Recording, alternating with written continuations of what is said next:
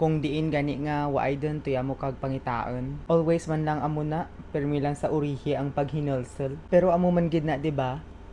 Nasa huli ang pagsisisi. Pero sa mga waay pa naka-realize sa mga muni, try nyo bala nga 20 pesos dalang bilin kag kwarta nyo, kag madula, kung hindi ka mamorday. Pero sa tuod lang, damo man gid sa aton ang naga-take for granted sa tawo nga ara lang permi para sa aton.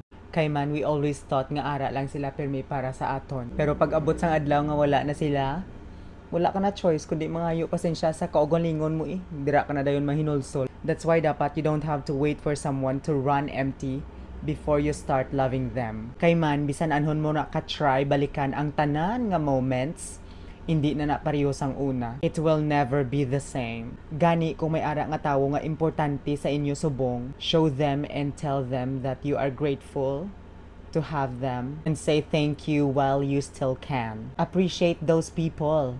Love them back. Kay man, ang pinakabugat nga paghinulsol is ang kuntani ginhambal ko na lang sang una, kuntani ginpalangga ko na lang siya. Kag ang mahambal mo na lang is urihi dan ang tanan. It's too late. Okay? Okay.